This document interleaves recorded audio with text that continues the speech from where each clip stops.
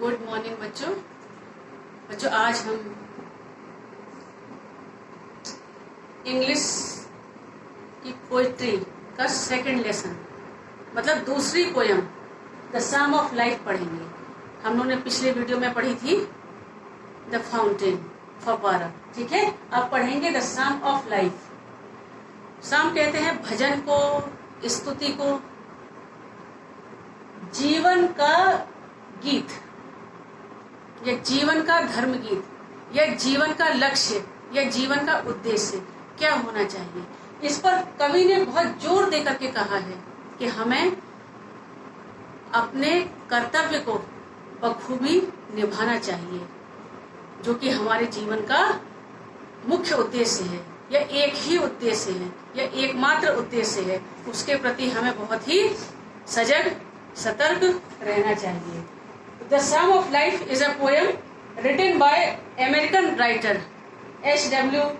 Longfellow, Henry Wordsworth Longfellow, ठीक है।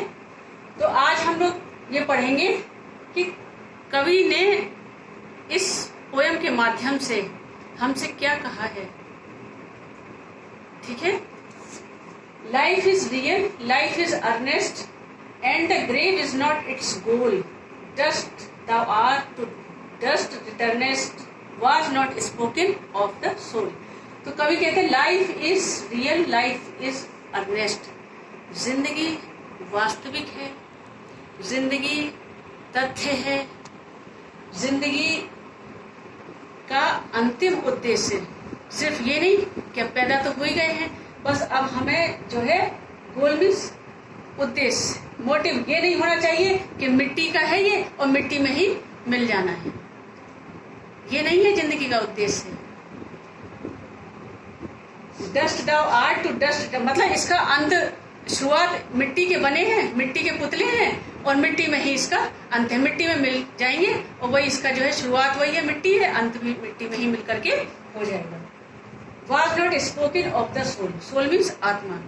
तो मिट्टी का ये शरीर मिट्टी में मिल जाएगा, ये बात आत्मा के लिए सही नहीं है, क्योंकि आत्मा कभी नहीं मरती है। ये बात आत्मा के लिए नहीं कही गई है। Not enjoyment and not sorrow is our destined end or way, but to act that each tomorrow find us farther than today. अब यहाँ कवि क्या कहते हैं कि नॉट एंजॉयमेंट, जिंदगी सिर्फ ये भी नहीं कि केवल मौज मस्ती के लिए है कि बस एंजॉय करते रहो, बस केवल आनंद लेते रहो, मस्ती करते रहो। एंड नॉट सॉरो, और ना ही केवल कि दुख में रोते रहो, गमगीन रहो, ना ही हमेशा दुख मनाने के लिए, ना ही हमेशा खुशी मनाने के लिए है। Is our destined end or वे, यही हमारा, ये नहीं कि जो भी कुछ करके कि हमारा तो भाग्य में जो लिखा था वो हो जाएगा, जो मिलना होगा मिल जाएगा, हाथ पे हाथ रखे बैठे रहें, ठीक है ना, और बस यही सोचते रहें कि जो लिखा होगा, जो किस्मत में होगा। But to act that each tomorrow, बल्कि हमें कार्य करना चाहिए जिससे कि हमारा आने वाला कल, टुमारो मीन्स आने वाला कल, आज से भी बेहतर हो सके। बल्कि हमें ऐसा कार्य करना चाहिए, ऐसा कार्य करने के लिए हमेशा तत्पर और तैयार रहना चाहिए जिससे कि हम अपने आने वाले कल को आज से भी बेहतर बना लें। In the world's broad field of battle, in the bivouac of life, be not like dumb driven cattle, be a hero in the strife. अब देखिए कवि कितनी अच्छी बात कहते हैं कि ये जो संसार है, बैटल कहते हैं युद्ध, ये जो है बहुत एक विशाल युद्ध क्षेत्र है, रणभूमि है। In the bivouac of life, ये जिंदगी का अस्थायी पड़ाव है।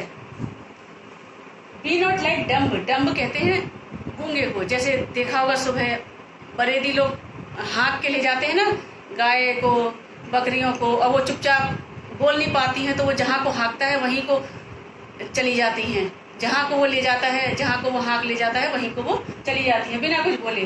ड्राइव इन कैटल, कैटल कहते हैं मवेशी, वही animals. Be a hero in the strife, strife में संघर्ष, वो कहते हैं कि अपने इस संघर्ष के, अपनी इस जिंदगी के हीरो बनो, वीर बनो, वीरों की तरह इस जिंदगी में जो है संघर्ष करो। अब देखिए क्या कंक्लूजन है। Let's then be up and doing with a heart for any feat, still achieving, still pursuing, learn to labor and to wait। अब क्या कहते हैं, कभी कभी कहते हैं कि हमारा हाथ में सिर्फ कर्म करना है, कर्म करना है। कर्म करने के बाद अपने कर्तव्य को भली भांति पूर्ण करके, अच्छी तरह से मेहनत करके, कठिन परिश्रम करके अपने कर्तव्य को पूरा करके इसके बाद फिर वेट करना है फल की, क्योंकि फल हमारे हाथ में नहीं है। जब हम और लेकिन ये भी बात सही है कि अगर हम मेहनत करेंगे तो फल हमें मीठा मिलेगा, और हाथ पे हाथ रखे बैठे रहेंगे तो क्या फल मिलेगा, क्या परिणाम आएगा, क्या रिजल्ट निकलेगा, जीरो। तो वो कह रहे हैं कि पहले मेहनत करना है हमको, फिर वेट करना है रिजल्ट का, फिर हमें परिणाम की प्रतीक्षा करना है। पर ये नहीं कि बिना मेहनत करें बैठे हैं, जो भाग्य में मिल जाएगा, जो भाग्य में लिखा होगा, ये नहीं करना है, ठीक है ना।